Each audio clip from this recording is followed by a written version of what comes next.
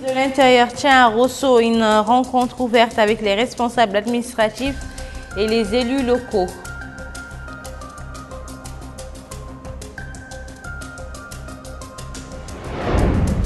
Le ministre du Pétrole, de l'Énergie et des Mines exhorte les responsables du projet de ligne électrique Lodlia-Nouakchott à Nouadhibou à respecter les délais impartis.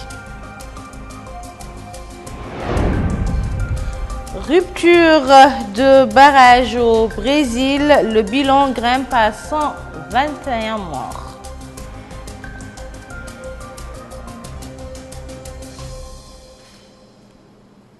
Merci de vous joindre à nous, mesdames, messieurs, bonsoir. Avant de passer au développement de ces titres, d'abord le courrier du président de la République. Mohamed Ould Abdelaziz a envoyé un message de félicitations à M. Maitreyi Sirisena, président de la République socialiste démocratique du Sri Lanka, à l'occasion de la célébration de la fête nationale de son pays. Dans ce message, le chef de l'État a réitéré la volonté de notre pays de poursuivre les efforts pour renforcer et développer les relations de coopération entre nos deux pays et dans l'intérêt des deux peuples. Comme annoncé dans les titres, le ministre de l'Intérieur et de la décentralisation, Ahmed Ould Abdallah, a tenu hier une réunion à Rosso, capitale de la wilaya du Trarza, réunion de prise de contact et de sensibilisation avec les responsables administratifs de la wilaya du Trarza et ses élus locaux. Et c'est un compte-rendu de Rabi Adeda. Plusieurs wilayas de l'intérieur du pays sont au menu de cette visite d'information et de sensibilisation du ministre de l'Intérieur et de la décentralisation, Ahmed Ould Abdallah.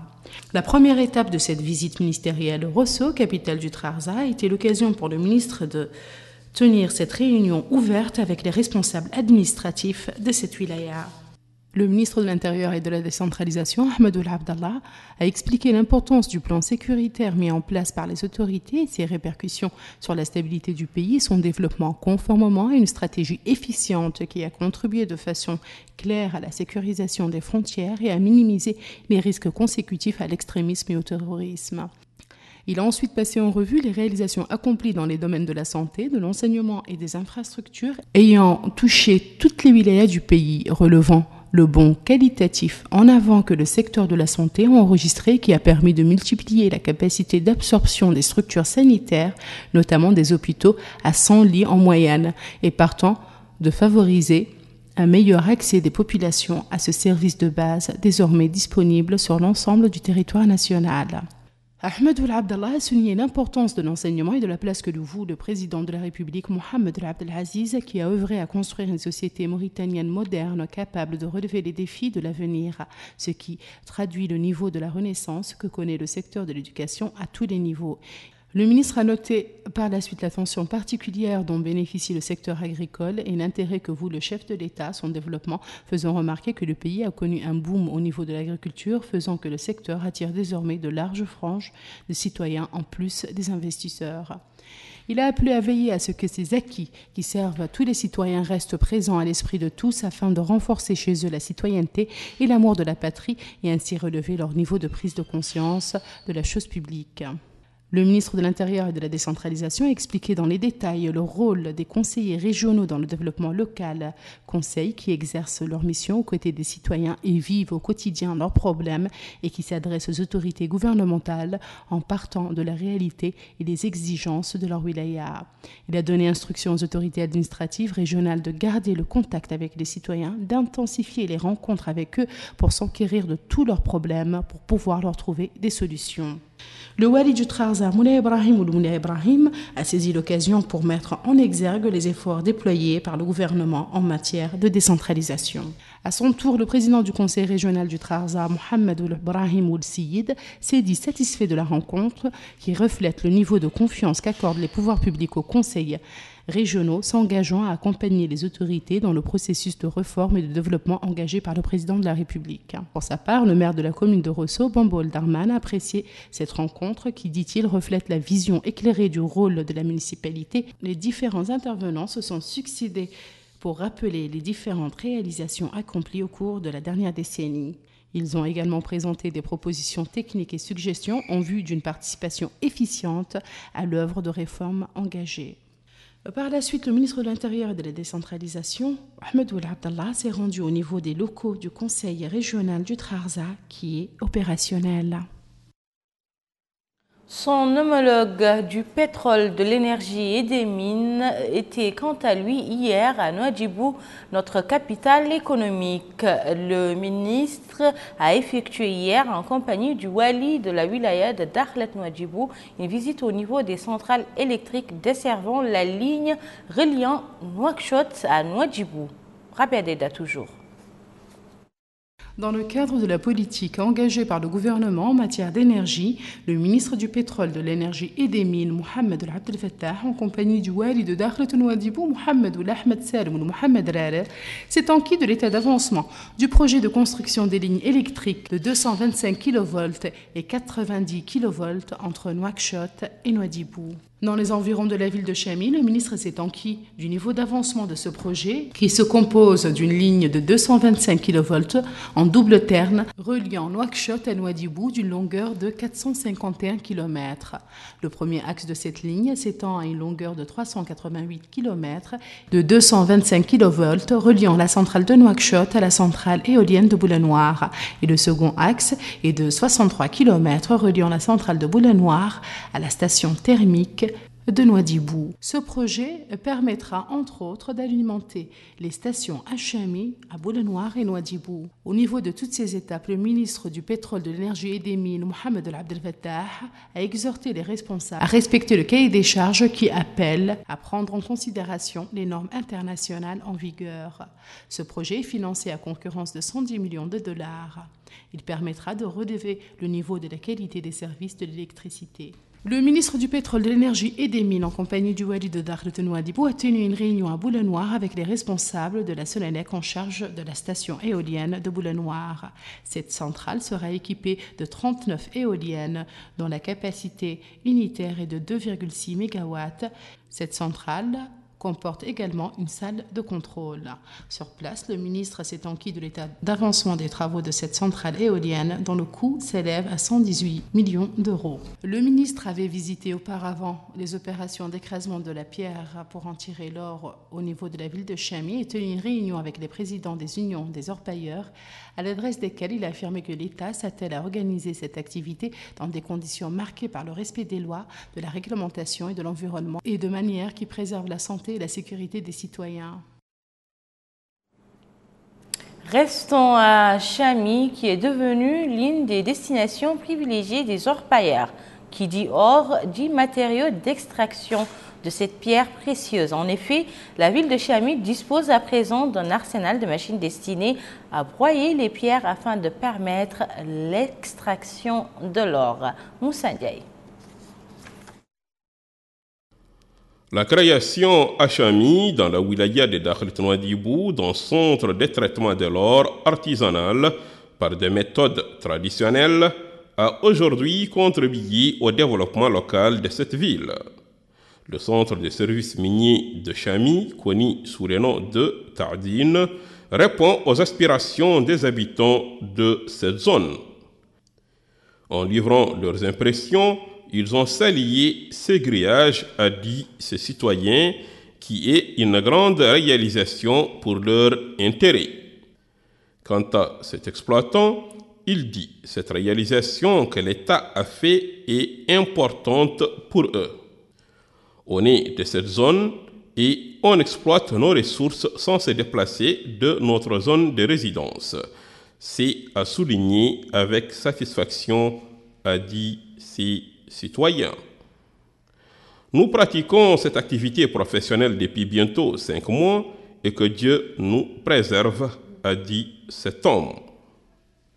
Ce qui attire l'attention et a fait la réussite des activités du centre de services miniers de Chami, Tardine, c'est la mise en place d'une structure qui représente la Banque centrale de Mauritanie, BCM, et ce à travers un point de vente et d'achat de l'or. L'objectif est de faciliter la tâche aux opérateurs de l'orpaillage dans la ville de Chami.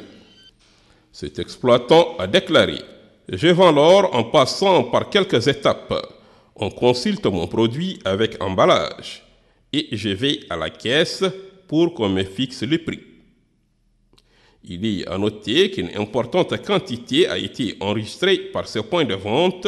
C'est dans ces cadres que ces spécialistes démontrent les différentes phases du traitement de l'or.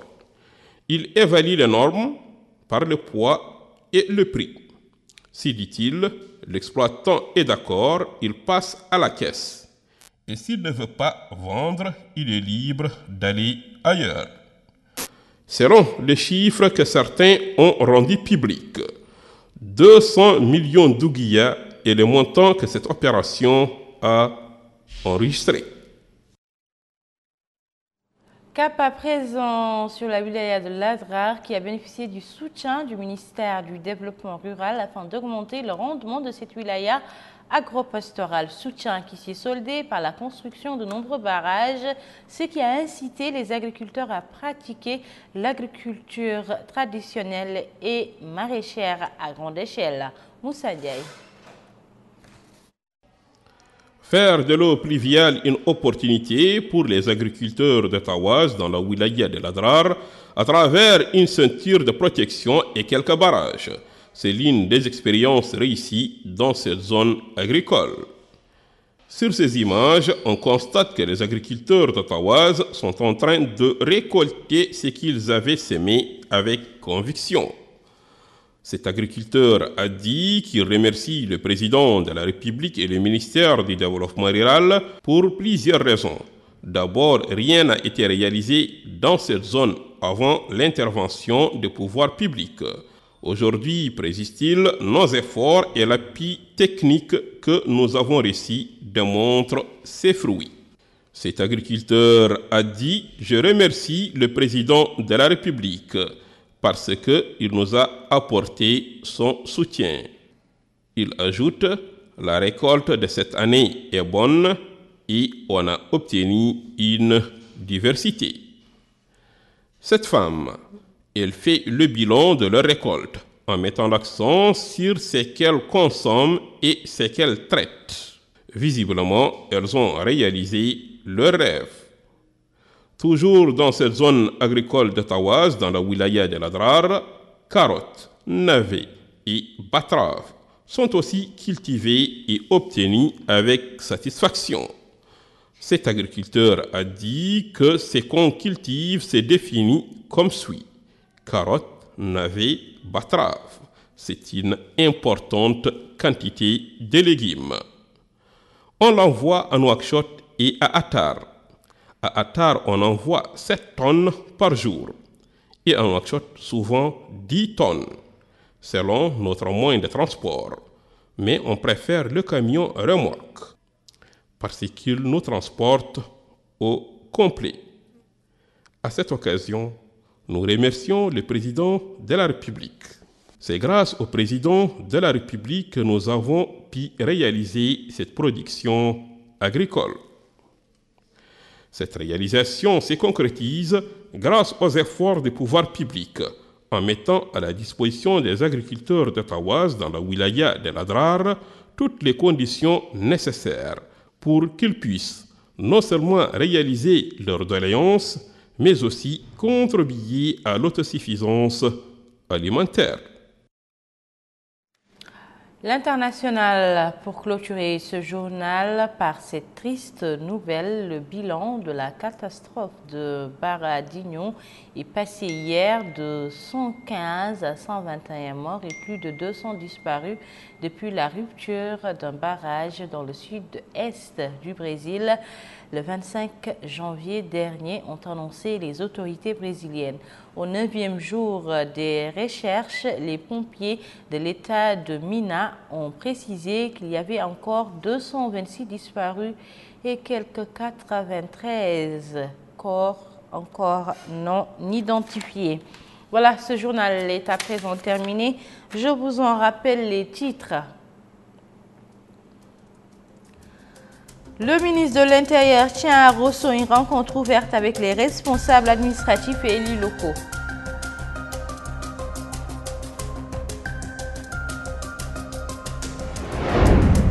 Le ministre du Pétrole, de l'Énergie et des Mines exhorte les responsables du projet de la ligne électrique le reliant Nouakchott à Nouadhibou à respecter les délais impartis.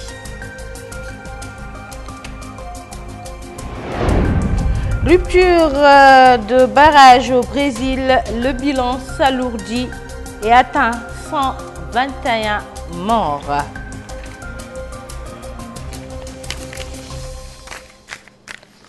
Merci à vous de nous avoir suivis. Vous pourrez suivre le journal en replay sur YouTube ou sur la page Facebook de la télévision Al Mauritania. Demain, vous retrouverez Tislim Toutaki. Quant à moi, je vous donne rendez-vous dimanche prochain, Inch'Allah.